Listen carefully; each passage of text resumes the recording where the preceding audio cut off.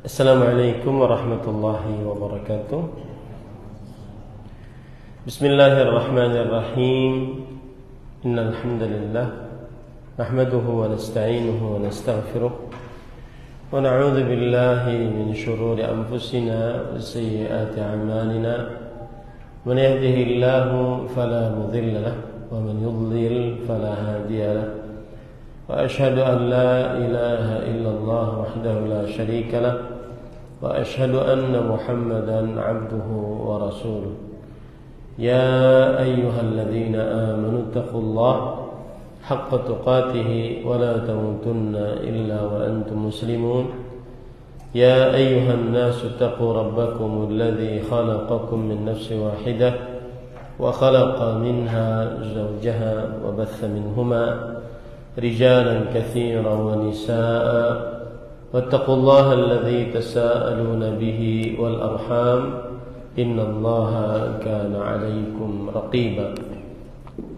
يا أيها الذين آمنوا اتقوا الله وقولوا قولا سديدا يصلح لكم أعمالكم ويغفر لكم ذنوبكم ومن يطع الله ورسوله فقد فاز فوزا عظيما. أما بعد فإن أصدق الحديث كتاب الله وأحسن الهدي هدي محمد صلى الله عليه وعلى آله وسلم وشر الأمور محدثاتها وكل محدثة بدعة وكل بدعة ضلالة وكل ضلالة في النار.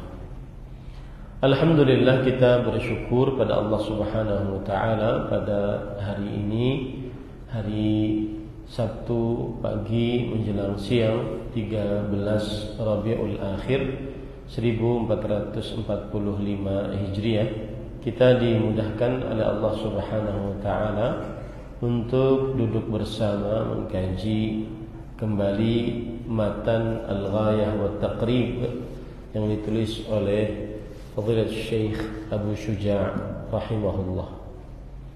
Salawat dan salam semoga selalu Allah berikan kepada Nabi kita Muhammad sallallahu alaihi wa ala alihi wasallam, pada keluarga beliau, para sahabat serta orang-orang yang mengikuti beliau sampai hari kiamat kelak.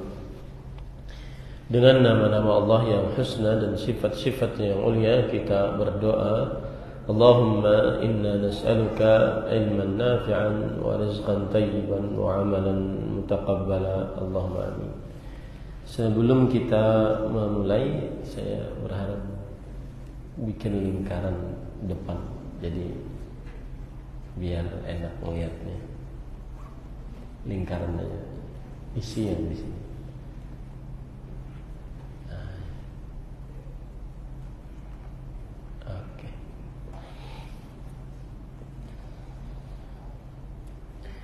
Baik. Ahibati fillah, afanillah wa iyyakum. Bapak, Ibu, saudara-saudari yang saya cintai karena Allah, kita melanjutkan bab tayammum, yaitu penulis mengatakan pada pertemuan sebelumnya kita sudah membahas kewajiban tayammum. Sekarang kita bahas wa sunanuhu salasatu asya. Sunnah tayamum ada 3 perkara. At-tasmiyah, mengucapkan bismillah. Dan mengucapkan bismillah di sini, pendapat yang lebih kuat adalah cukup dengan bismillah, tidak mengucapkan bismillahirrahmanirrahim. Dan mengucapkan bismillah ini adalah pendapat jumhur ahli fikih. Pendapat jumhur ahli fikih dari mazhab Hanafi, Maliki, Syafi'i, dan salah satu pendapat dari mazhab Hambali. Salah satu dalil mereka adalah qiyas dengan wudu. sebagaimana wudu disunnahkan untuk mengucapkan bismillah saat mau berwudu, maka begitu juga tayamum yang merupakan pengganti dari wudu disunnahkan untuk mengucapkan bismillah sebelum bertayamum.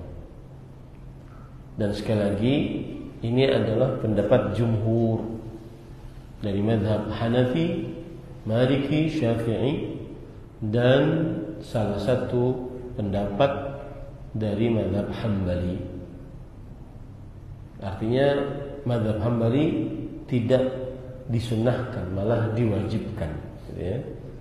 Tapi salah satu pendapat dari ulama mazhab Hambali, mereka mengatakan disunnahkan mengucapkan bismillah. Nah, kemudian penulis berkata, wa taqdimul yumna 'alal yusra, mendahulukan bagian kanan di atas bagian kiri. Ini adalah pendapat yang disebutkan di dalam mazhab Asy-Syafi'i. Termasuk sunnah adalah mendahulukan bagian kanan daripada kiri saat bertayamum. Jadi misalkan kalau kita bertayamum, maka dahulukan mengusap yang kanan, ya, sebelum yang kiri diusap. Nah, ini mazhab Syafi'i, dan dalil mereka keumuman hadis tentang didahulukannya bagian kanan, dan kesukaan Nabi Muhammad SAW mendahulukan bagian kanan. Sebagaimana hadis sahih, kana Rasulullah SAW yu'jibuhu at-tayammun fi sya'nihi kullih. Adalah Rasulullah SAW lebih suka mendahulukan bagian kanan di dalam setiap keadaan beliau, fi tanawulihi wa tarajjulihi wa tuhurihi, baik saat memakai sendal, saat menyisir, saat berpakaian, dan seterusnya. Makanya menurut mazhab Syafi'i, termasuk kesunnahan dalam bertayamum adalah memulai bagian kanan. Kemudian yang ketiga, wal muwalat.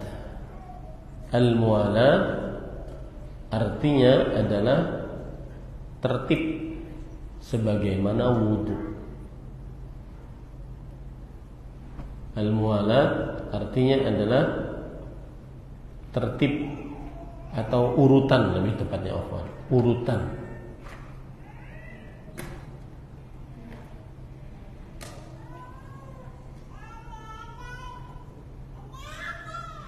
Sebentar. Muwalat itu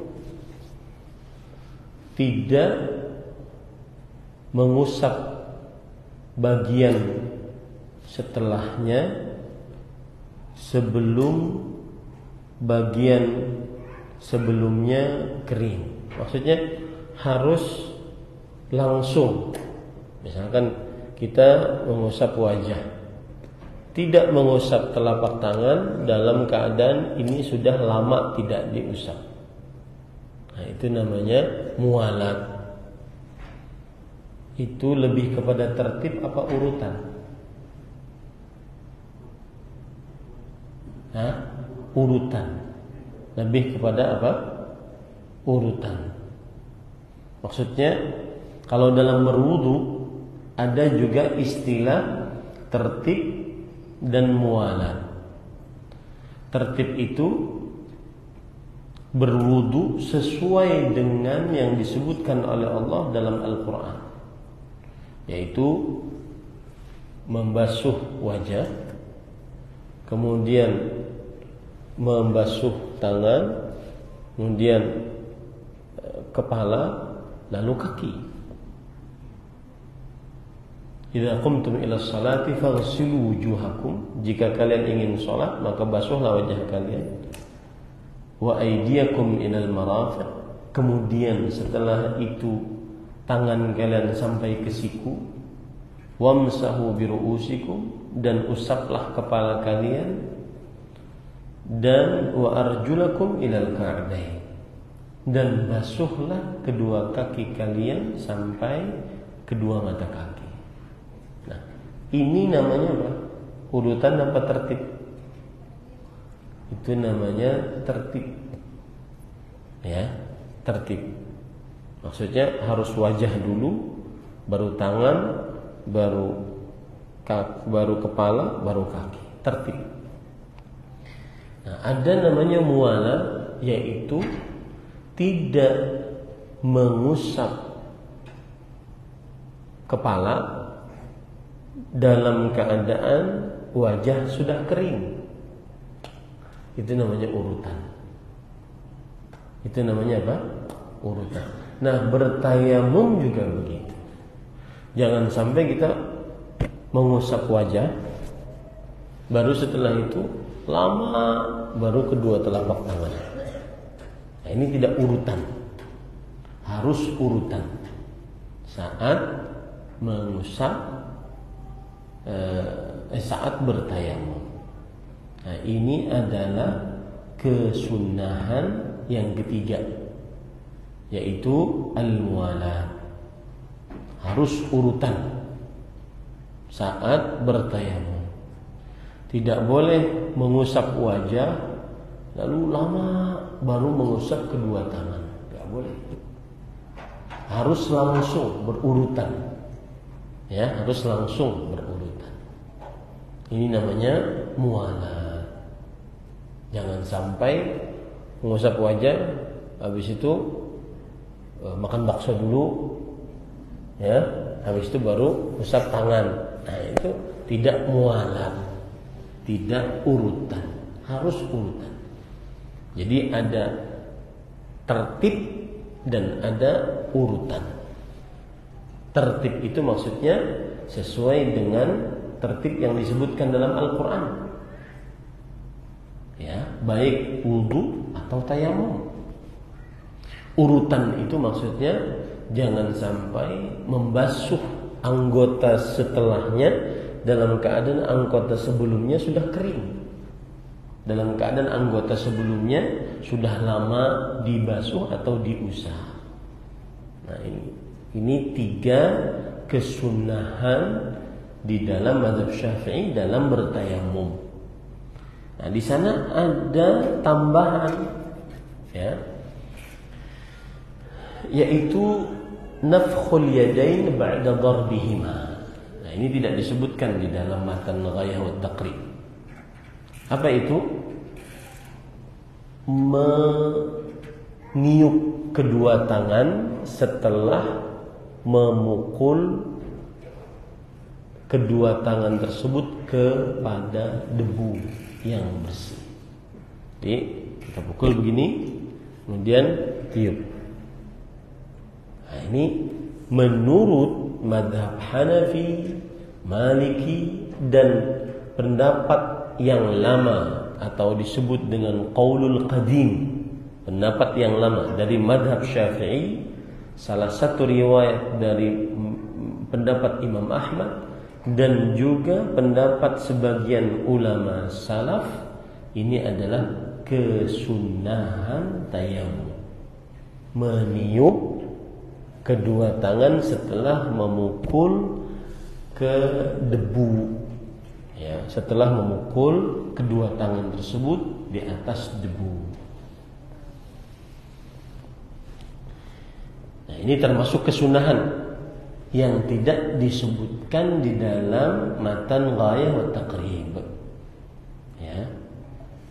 Dan dalil yang menunjukkan kesunahan ini hadis riwayat Bukhari dan Muslim dari Ammar bin Yasir radhiyallahu anhu. Beliau bercerita, daraba an-nabiy sallallahu alaihi wasallam bi kaffayhi al-ardha wa nafakha fihima thumma masaha bihima wajhahu wa kaffayhi. Nabi Muhammad SAW memukulkan dengan dua telapak tangannya ke bumi, dan nafakha itu adalah meniup pada kedua telapak tangan tadi, kemudian mengusap dengan kedua telapak tangan tadi wajah dan kedua telapak tangannya. Jadi wajah dulu baru kedua telapak tangan. Tertibnya wajah dulu baru telapak tangan. Urutannya jangan sampai mengusap kedua telapak tangan lama setelah mengusap wajah. Urutan harus berurutan. Nah, yang menjadi inti pembicaraan di sini ada kata-kata wa nafakha fihima, meniup pada kedua telapak tangan yang dipukulkan kepada tanah tadi. Gitu ya. Ini kesunahan yang keempat. Dalil yang lain juga hadis riwayat Bukhari dan Muslim dari Ammar bin Yasir radhiyallahu anhu. Ammar bin Yasir radhiyallahu anhu bercerita, ba'athani Rasulullah sallallahu alaihi wa alihi wasallam fi hajah. Rasulullah SAW mengutusku dalam sebuah hajat keperluan. Fa ajnabtu. Kemudian kata Ammar, aku pun kena junub. Falam ajidil ma. Lalu aku tidak dapati air. Fatamarragtu fis sa'idi kama tamarragu dabbah. Aku pun berguling-guling di atas tanah sebagaimana kucing berguling-guling. Fadzakartu dzalika lin-nabi sallallahu alaihi wasallam. Maka aku ceritakan hal tersebut kepada Nabi Muhammad sallallahu alaihi wasallam.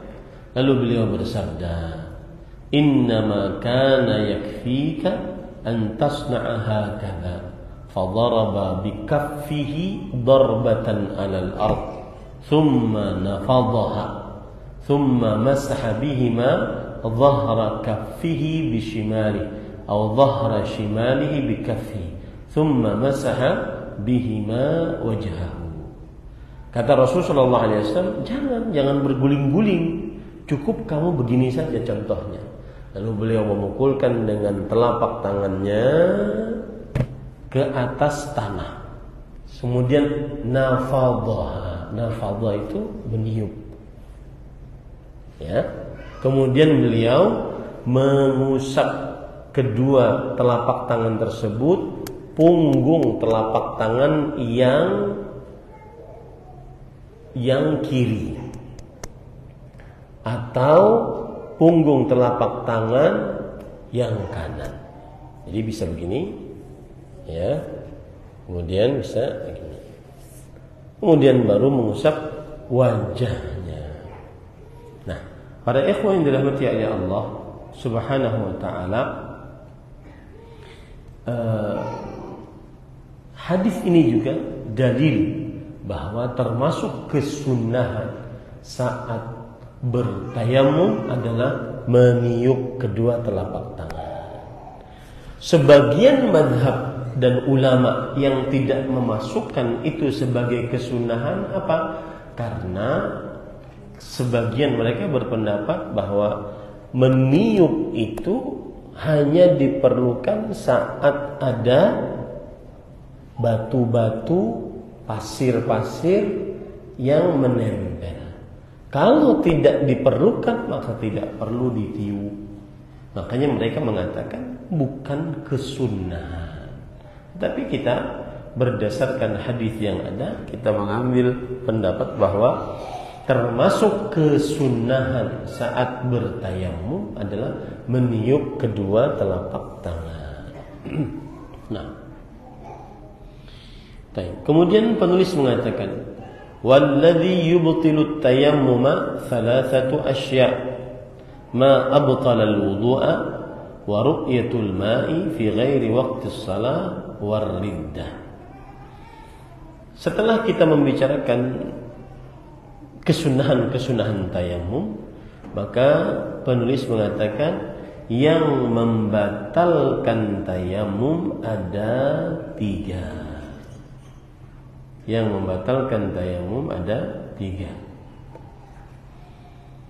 Yang pertama, adalah apa saja yang membatalkan wudu. Ya, ini adalah dalilnya ijma'. Apa saja yang membatalkan wudu, baik itu hadas besar atau hadas kecil. Baik itu hadas besar atau hadas kecil. Apa saja yang membatalkan wudu, baik itu hadas besar atau hadas kecil. Hadas besar seperti junub, haid, nifas. Hadas kecil seperti buang air kecil, buang air besar, kentut, tidur. Ya, hadas kecil. Ini para ikhwan yang dirahmati oleh Allah Subhanahu wa ta'ala. Nah, itu semua pembatal wudu. Dalilnya ijma'. Ya, dalilnya adalah apa? Ijma', bahwa para ulama berijma'. Pembatal wudu juga pembatal tayammum. Pembatal wudu juga pembatal tayammum. Kemudian yang kedua disebutkan oleh penulis, melihat air di selain waktu sholat. Melihat air di selain waktu sholat. Apa yang dimaksud dengan melihat air di selain waktu sholat? Maksudnya di selain keadaan sholat dan sebelum masuk sholat. Batal. Di selain keadaan sholat dan sebelum masuk di dalam sholat. Nah, ini batal kalau melihat air. Hal ini berdasarkan hadis riwayat Imam Tirmidzi dari Abu Dzar radhiyallahu an. Rasulullah sallallahu alaihi wasallam bersabda, "Innas sa'ida at-thayyiba tahurul muslim wa illam yajidil ma' 10 sinin fa idza wajada al ma' falyumissahu basharatahu fa inna dzalika khair." Sesungguhnya debu yang baik, yang suci adalah alat bersuci seorang muslim meskipun tidak mendapati air selama 10 tahun. Jika mendapati air, maka hendaklah dia mengenakan kulitnya dengan air, karena sesungguhnya itu adalah baik. Mengenakan kulitnya dengan air maksudnya adalah berwudu. Nah, ini dalil bahwa tayammum batal apabila mendapati air. Ya, tayammum batal apabila mendapati air.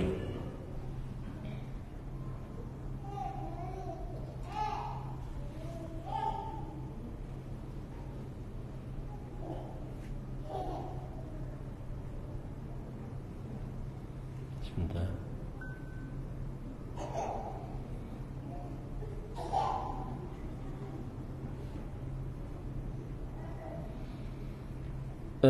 Kita akan bahas keadaan-keadaan mendapati air. Yang pertama, batal tayammum dengan adanya air sebelum memulai sholat. Sebelum memulai sholat ada air, nah ini batal tayammum, harus berwudu. Sebelum memulai sholat ada air, ini batal tayammum, harus berwudu. Nah, ini dengan kesepakatan mazhab fikih yang 4, mazhab Hanafi, Maliki, Syafi'i, Hambali. Bahkan disebutkan ijma' atasnya, seperti misalkan perkataan Imam Nawawi rahimahullah dalam kitab beliau Al-Majmu'.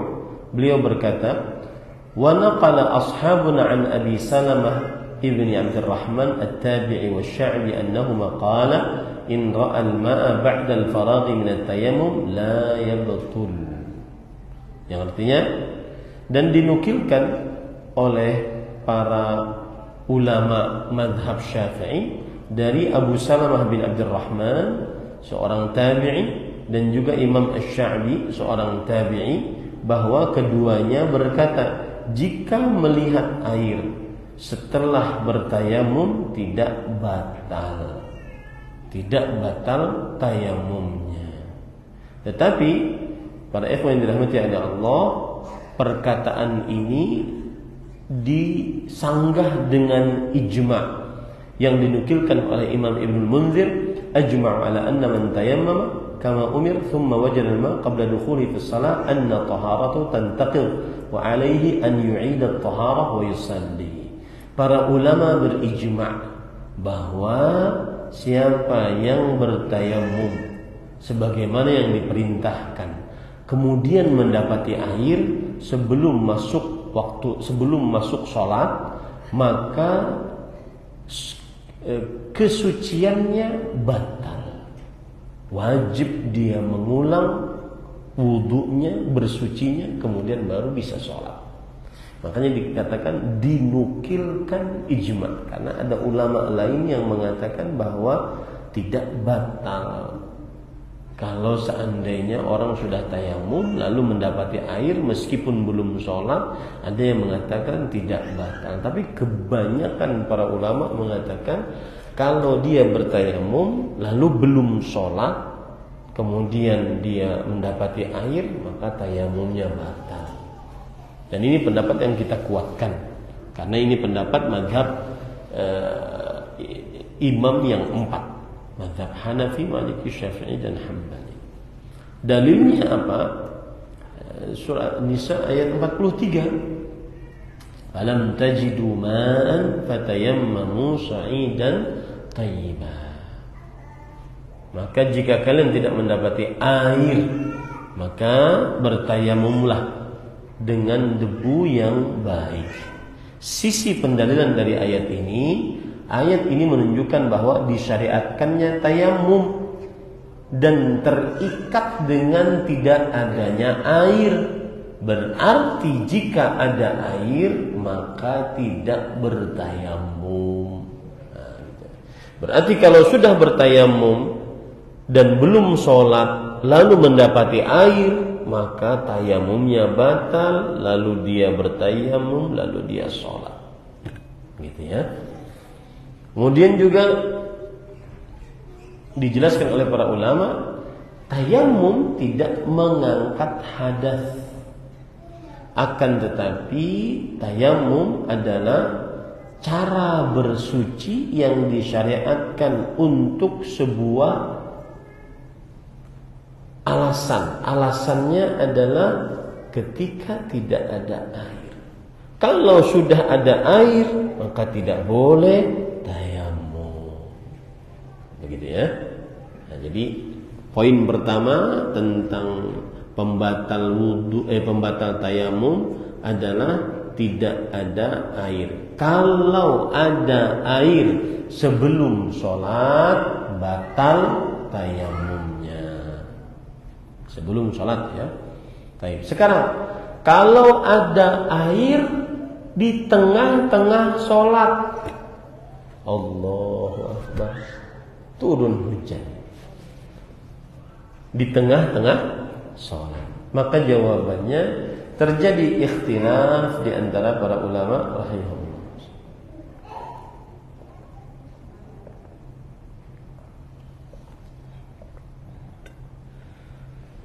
Pendapat yang pertama, bahwa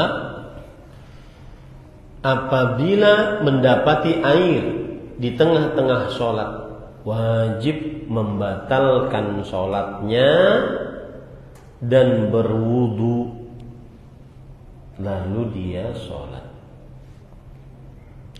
Kalau dia berhadas kecil. Tapi kalau dia tayamumnya dalam keadaan berhadas besar, wajib mandi. Paham ya? Ini pendapat yang pertama, dan ini mazhab Hanafi, Hambali, dan sebagian ulama salaf. Apa tadi? Pendapat pertama, jika bertayamum lalu sholat, di tengah-tengah sholat dia mendapati air, tengah-tengah sholat misalkan turun hujan dapati air, maka pendapat pertama batalkan sholatnya. Kalau tayamumnya karena berhadas kecil, dia berwudu lalu dia sholat. Kalau tayamumnya dia berhadas besar, maka dia mandi lalu dia sholat. Dan ini pendapat mazhab Hanafi, Hambali dan sebagian ulama salaf. Dalilnya tadi surah An-Nisa ayat 43. Falam tajidu ma'an fatayammamu sa'idan thayyiba. Kalau kalian tidak mendapati air, maka bertayamumlah dengan debu yang suci. Sisi pendalilan dari ayat ini adalah bahwa jika ia mendapati air, maka batal tayamumnya. Jika batal tayamumnya, batal sholatnya, lalu dia kembali menghilangkan hadasnya dengan cara berwudu. Nah, ini pada ikhwan yang dirahmati oleh Allah Subhanahu wa taala. Pendapat yang kedua, jika mendapati air di tengah-tengah sholat, maka dia sempurnakan sholatnya. Dan ini mazhab Syafi'i, mazhab Hambali dan mazhab dan salah satu riwayat dari Imam Ahmad. Ya, salah satu riwayat dari Imam Ahmad. Nah, Ustaz, mana yang kita ambil pendapatnya ini? Wallahu alam. Para ikhwan yang dirahmati oleh Allah Subhanahu wa taala,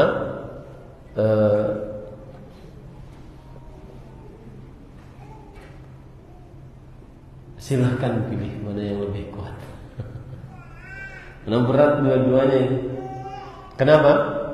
Karena pendapat yang pertama batalkan sholatnya, padahal dia sudah berwudu meskipun diganti dengan tayamum. Ya, padahal dia sudah berwudu meskipun diganti dengan tayamum, tapi disuruh membatalkan sholatnya. Kenapa? Karena mendapati air. Ya, dan wallahu a'lam, saya lebih condong kepada pendapat dia tidak membatalkan sholatnya, karena dia sudah masuk ke dalam sholat. Dan Allah berfirman dalam surat Muhammad ayat 33, wala tubtilu a'malakum. Jangan kalian batalkan amalan-amalan yang sedang kalian kerjakan. Nah, itu dia. Ya. Karena sudah masuk waktu, karena sudah di dalam sholat, baru ada air, maka jangan batalkan amalan kita. Toh kita sholat, sah sholat kita, meskipun dengan cara tayamum. Paham ya? Di wallahu alam lebih condong kepada pendapat tidak membatalkan sholatnya. Dan ini pendapat mazhab Maliki Syafi'i. Dia sempurnakan sholatnya. Nah, kemudian permasalahan mendapati air juga. Mendapati air setelah selesai sholat, tapi waktu sholat masih ada. Setelah selesai sholat, tapi waktu sholat masih ada. Misalkan nih, jam 12 kita sholat zuhur dengan bersuci secara tayamum. Jam 12.15 selesai sholat zuhur. Jam 1 ada air. Masih panjang waktu zuhurnya kan? Nah, ini bagaimana status sholatnya? Sahkah atau tidak? Maka jawabannya adalah, siapa yang mendapati air setelah mengerjakan sholat, sebelum keluar waktu sholat, sebelum habis waktu sholat, maka sholatnya yang tadi sah, tidak mengulang. Salatnya yang tadi apa? Sah, tidak mengulang. Dan inilah pendapat dari mazhab yang 4, mazhab fikih yang 4. Mazhab Hanafi, Maliki, Syafi'i, dan Hambali. Ya.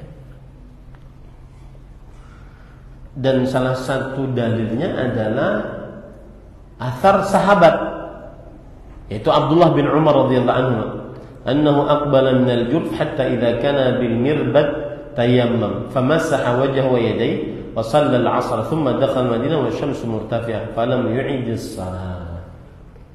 Adalah Abdullah bin Umar radhiyallahu anhuma datang dari Jurf, kemudian sampai kepada daerah namanya Mirbad.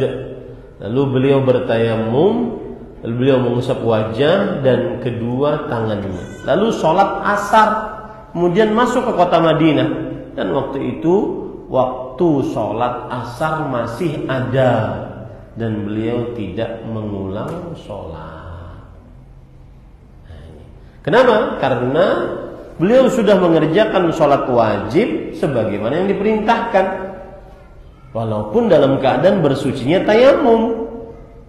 Ya, beliau sudah sholat wajib, maka sah sholatnya dan tidak perlu mengulang. Baik. Kemudian mendapati air setelah mengerjakan sholat dan waktu sholat sudah habis. Tayamum, sholat, lalu waktu sholatnya habis, lalu baru ada air. Sholat yang tadi diulang tidak. Paham ini? Ya. Orang bertayamum, lalu dia sholat wajib, lalu habis waktunya, lalu baru dapat air. Nah, sholat yang tadi dia kerjakan sebelum ini sah tidak sholatnya? Apakah dia harus ulang? Maka jawabannya tidak mengulang. Ya, tidak. Lawang yang tadi ada waktu sholatnya saja belum habis waktunya saja tidak mengulang, apalagi ini sudah habis waktunya. Dan ini ijma' para ulama rahimahumullah ta'ala. Imam Al-Baghawi berkata, "Law shalla bit-tayammum thumma wajada al-ma' la tajibu alaihi al-i'adatu bil-ittifaq."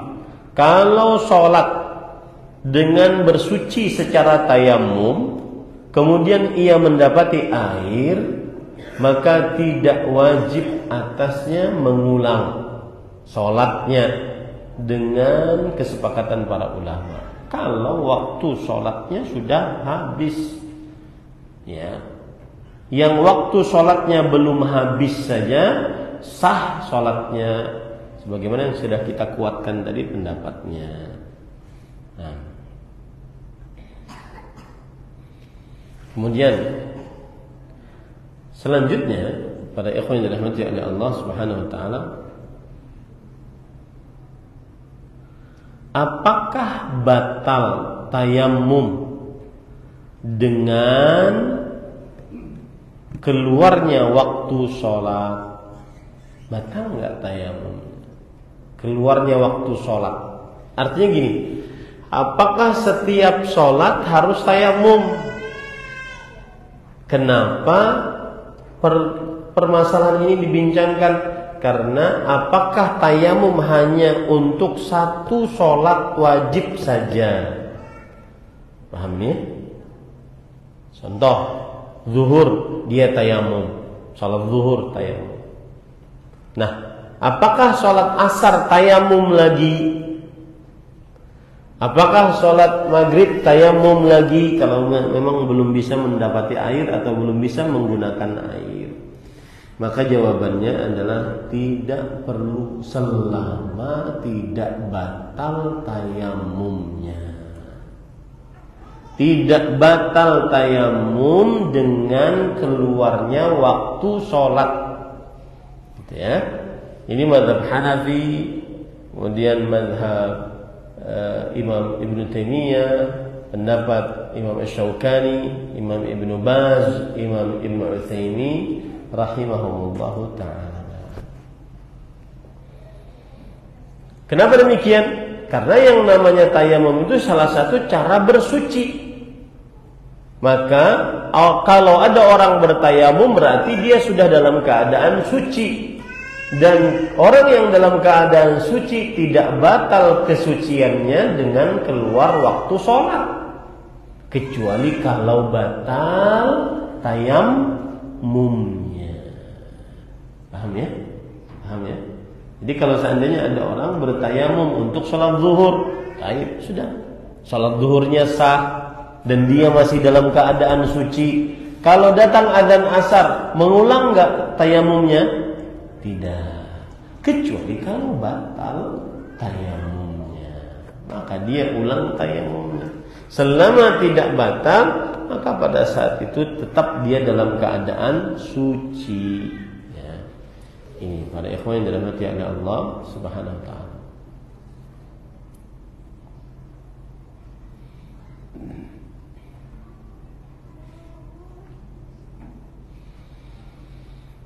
Itu adalah yang kedua. Yang ketiga, ar-riddah. Pembatal tayamum yang ketiga adalah murtad. Jadi pembatal tayamum yang pertama adalah segala yang membatalkan wudu. Pembatal tayamum yang kedua adalah karena melihat air di selain waktu sholat. Ya. Pembatal tayamum yang ketiga adalah karena murtad. Karena murtad.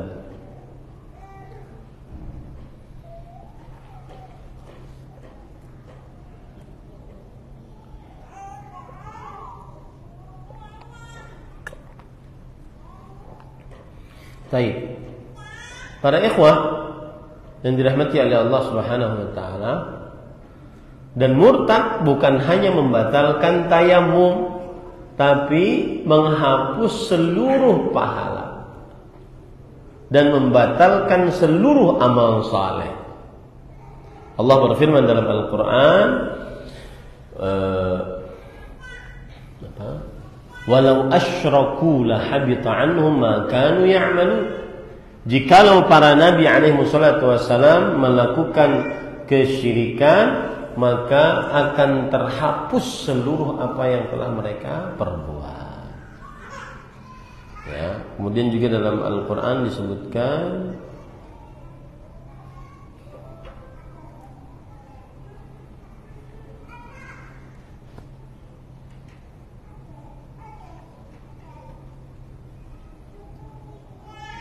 ada ayat yang menunjukkan bahwa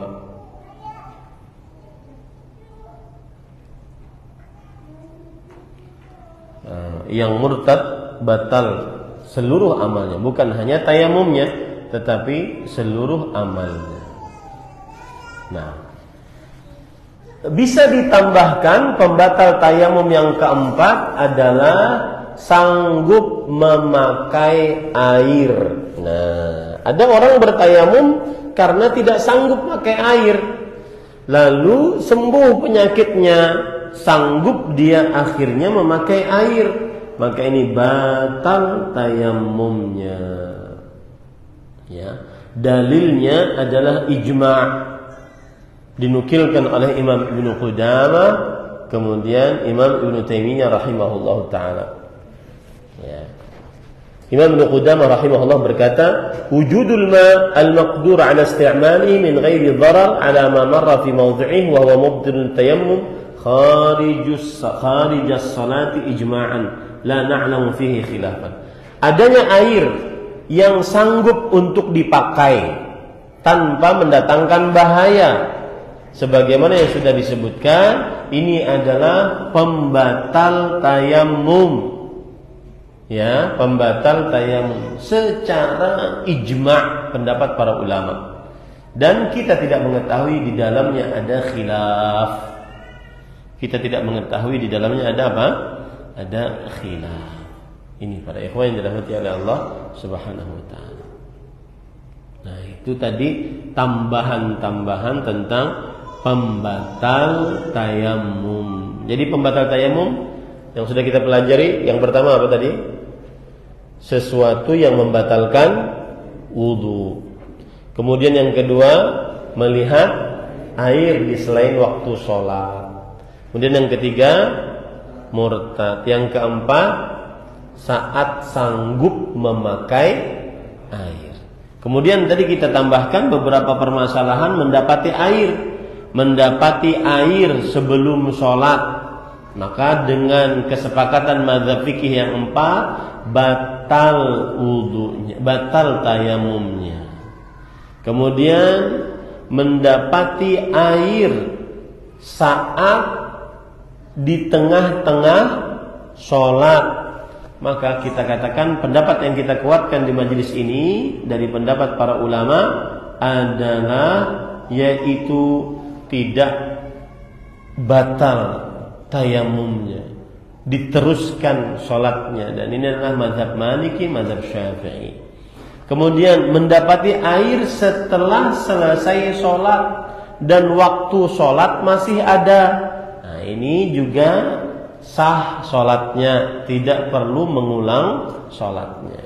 Kemudian yang selanjutnya mendapati air setelah selesai sholat dan waktu sholat sudah lewat, maka ini sah sholatnya dan tidak perlu mengulang sholatnya. Kemudian permasalahan yang kita bahas juga tadi, bahwa tayamum tidak batal dengan keluar waktu sholat. Tayamum tidak batal dengan keluar waktu sholat. Ya, ini para ikhwan yang dirahmati oleh Allah Subhanahu wa ta'ala. Nah, baik. Kita lanjut. Wa sahibul jabair yamsahu 'alaiha wa yatayammamu wa yusalli wa la i'adata 'alaihi in kana wada'aha 'ala tuhrin. Sahibul jabair, yaitu orang yang tertutup anggota tubuhnya karena sesuatu, karena sakit, tertutup anggota tubuhnya, maka dia mengusap di atasnya kalau sedang berwudu. Dia bertayamum dan dia sholat, dan tidak perlu mengulang sholat jika memang dia memakai penutup tadi dalam keadaan suci. Dia tidak perlu menutup sholat, ya, memulai sholatnya.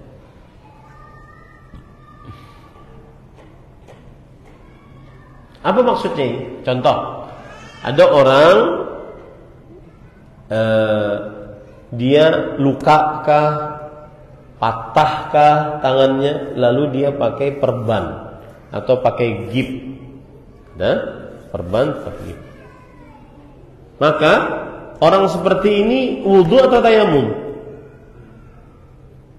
Mengumpulkan wudu dan apa yang dia bisa basuh dari wajah anggota tubuhnya, dia basuh. Yang tidak dia basuh, dia tayamumi. Dia tayamum. Nanti kita diambil, kemudian dia usap. Dia ambil debu, kemudian dia usap. Yang tidak bisa dibasuh dengan air, dia tayamumi. Dan sah sholatnya.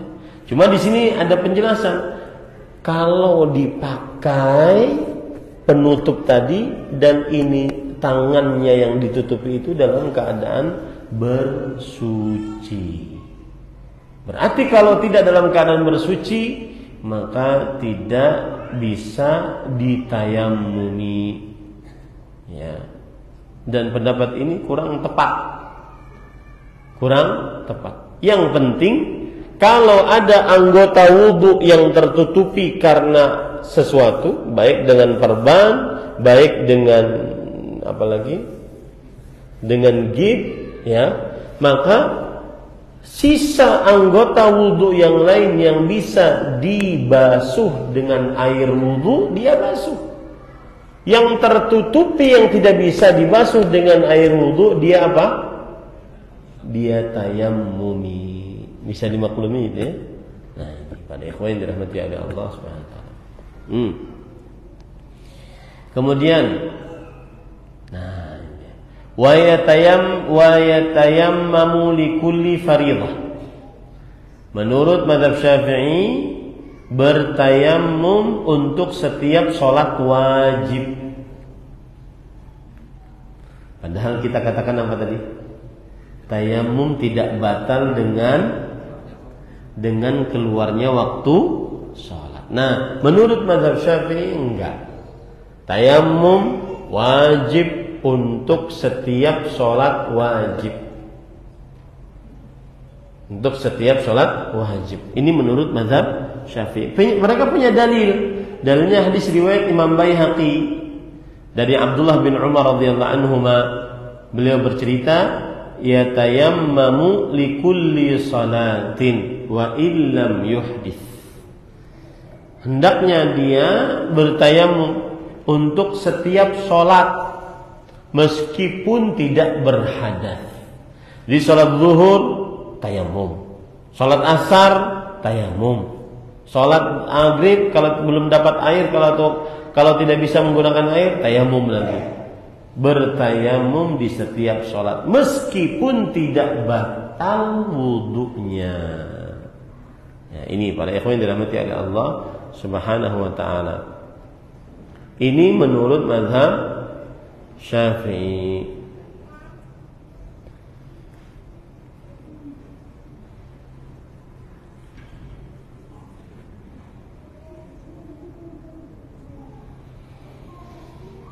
Nah,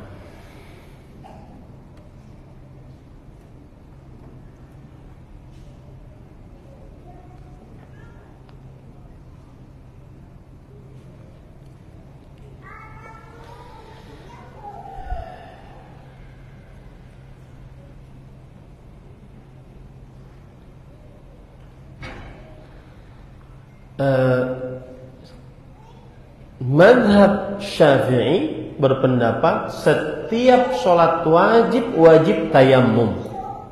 Ya, setiap sholat wajib sekali tayamum. Sekali tayamum satu sholat wajib. Sekali tayamum satu sholat wajib. Ini mazhab Syafi'i. Ya, ini para ikhwan yang dirahmati oleh Allah Subhanahu wa taala. Dan ini adalah pendapat Ali bin Abi Thalib, Abdullah bin Abbas, Abdullah bin Umar. Kemudian itu dari kalangan sahabat.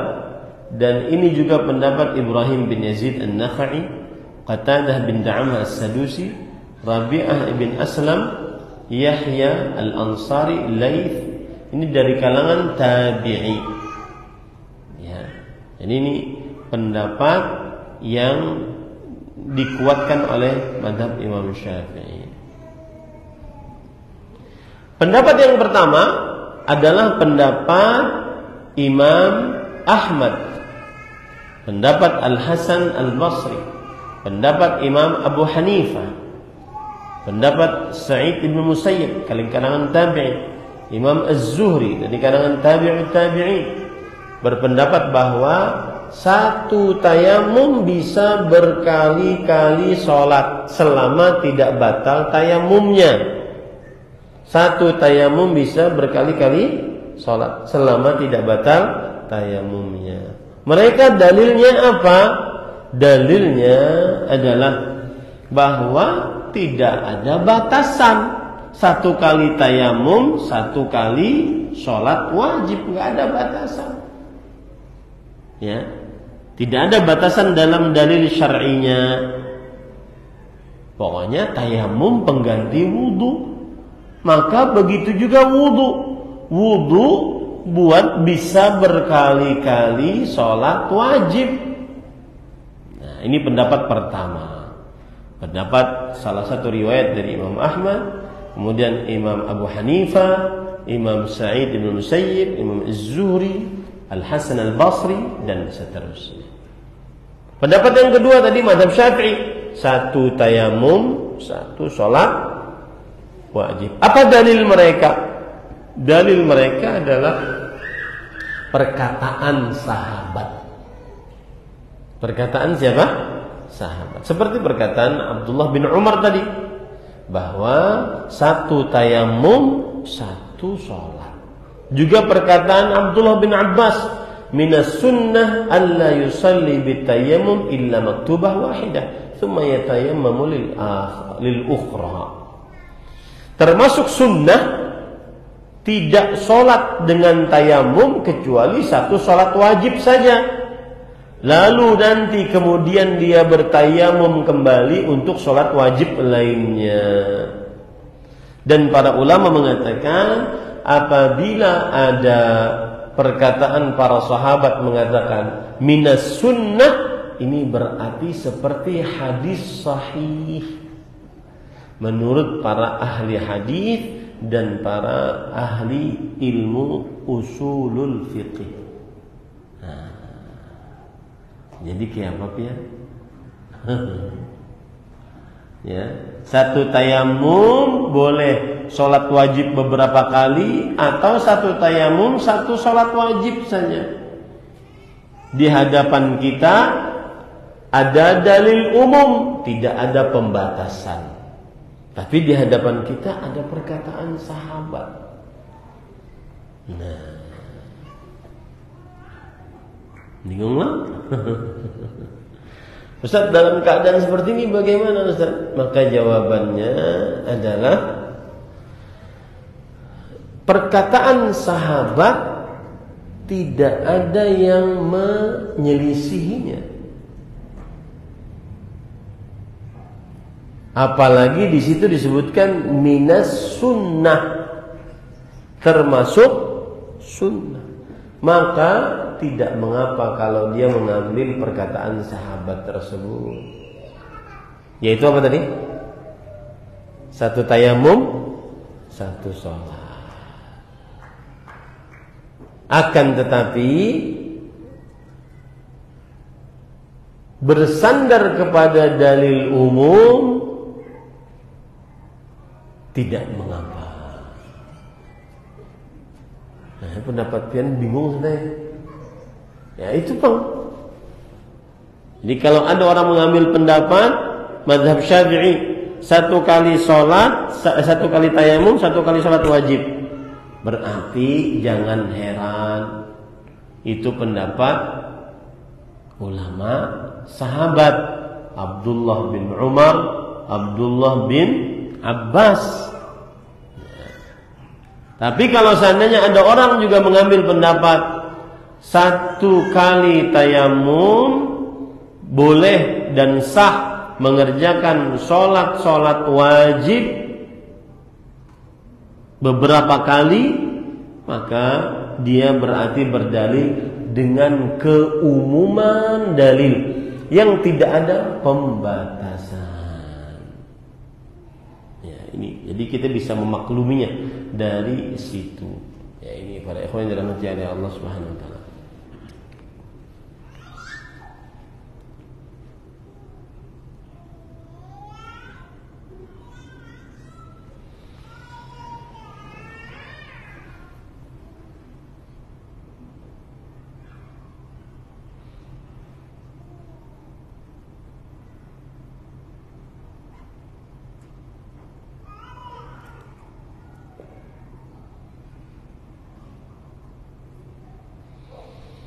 Pendapat jumhur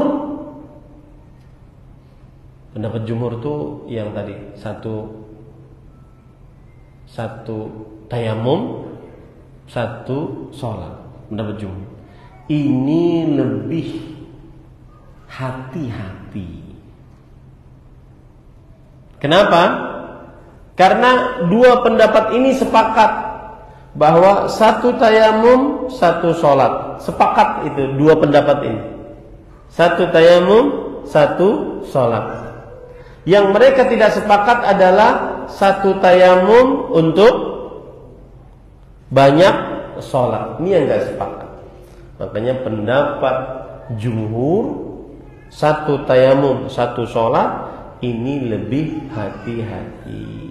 Tapi kalau ada orang mengambil pendapat satu tayamum boleh bersolat-solat selama tidak batal, maka kita tidak bisa menyatakan dia keliru atau kita ingkari. Nggak bisa. Sudah, ini terjadi perbedaan pendapat khilafiyah ijtihadiyah. Nah. Kemudian penulis mengatakan wa yusalli bi tayammumin wahidin ma syaa minan nawafil, dan sholat dengan satu kali tayammum dengan dari sholat sunnah. Nah, itu bedanya. Ya, kalau sholat sunnah boleh satu kali tayamum mengerjakan sholat sunnah berkali-kali. Tapi kalau sholat wajib hanya satu kali. Dan ini pendapat jumhur, dan itu pendapat lebih hati-hati. Dan itu pendapat sahabat Nabi Abdullah bin Abbas, Abdullah bin Umar radhiyallahu anhuma. Nah, alhamdulillah selesai pembicaraan tentang tayammum. Ya, kita melanjutkan nanti pada pertemuan yang akan datang tentang pembicaraan yaitu najis, ya, perkara-perkara najis.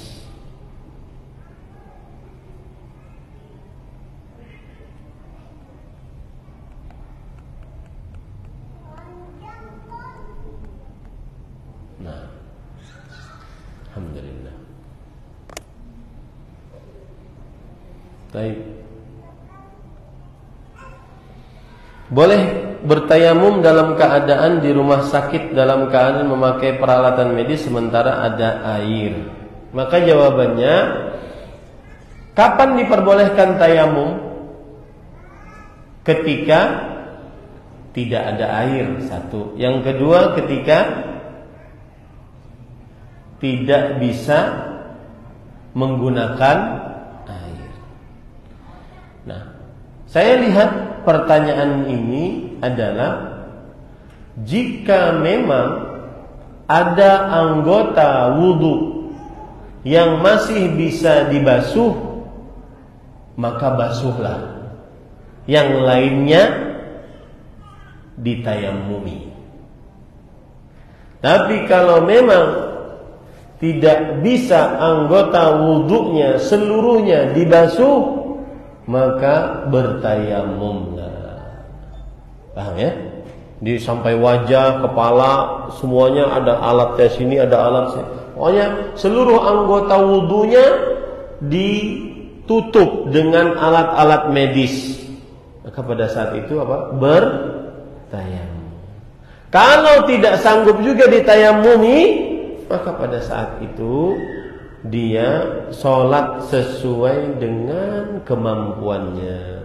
Allah berfirman, fattaqullaha mastata'tum. Bertakwalah kepada Allah sesuai dengan kemampuan kalian.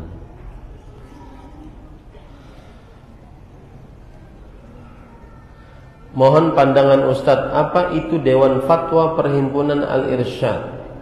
Dewan Fatwa Perhimpunan Al-Irsyad adalah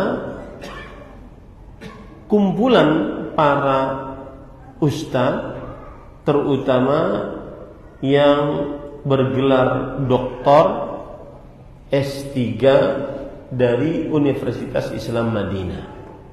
Meskipun ada ustadz-ustadz lain yang berkumpul di situ untuk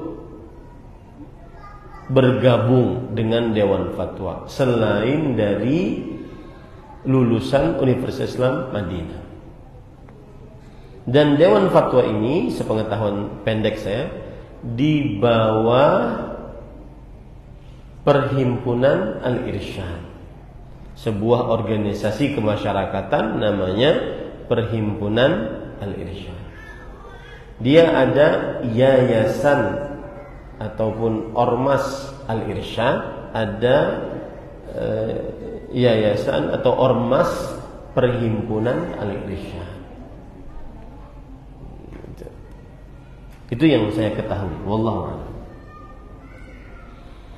Terkait tayamum, adakah batasan air kapan dibolehkannya tayamum?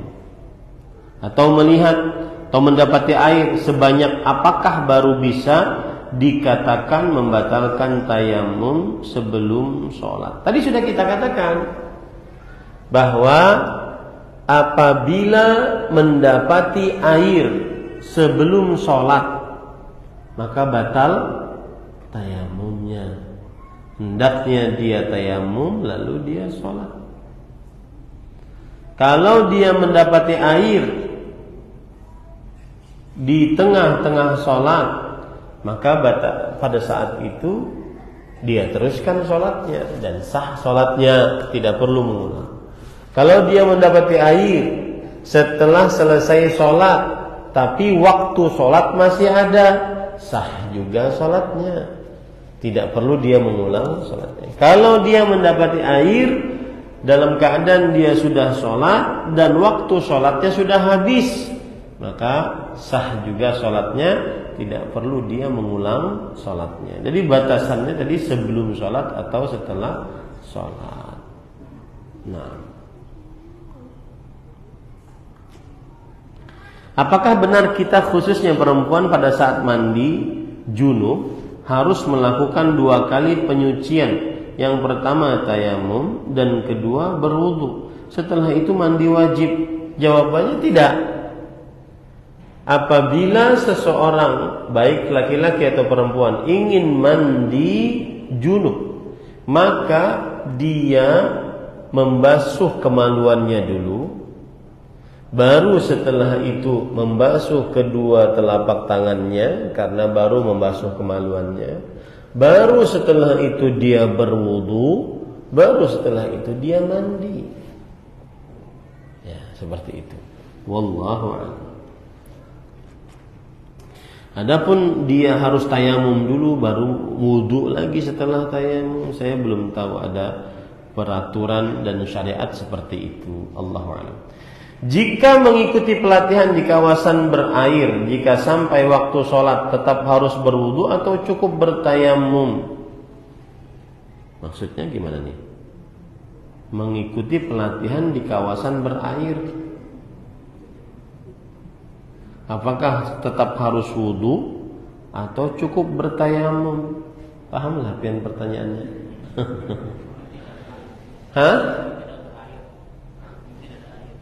Jika mengikuti pelatihan di kawasan berair, jika sampai waktu sholat tetap harus berwudu atau cukup bertayamum? Hah? Gimana pertanyaannya?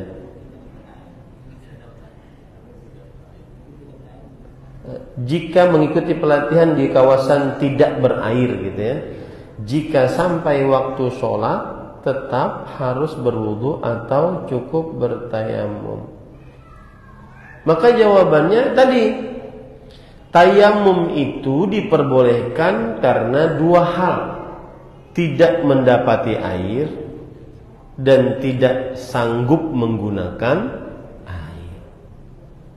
Kalau dia tidak mendapati air, diperkirakan sampai dikhawatirkan dia lewat waktu sholat, maka dia boleh bertayamum.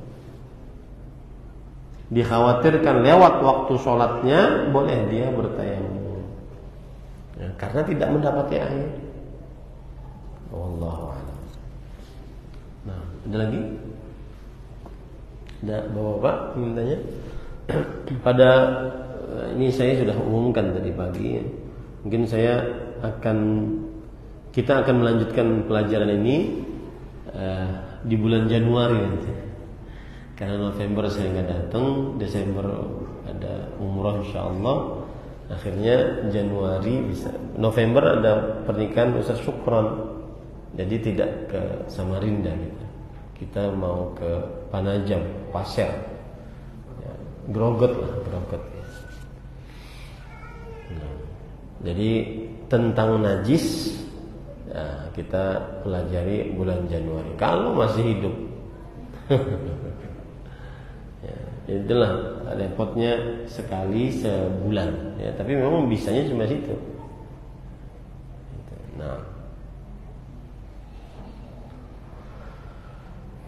Nah, cukup? Tidak ada lagi? Jika tidak ada yang ditanyakan, maka kita cukupkan dengan kafaratul majlis. Kita lanjutkan nanti kajian ibu-ibu setelah salat Asyar.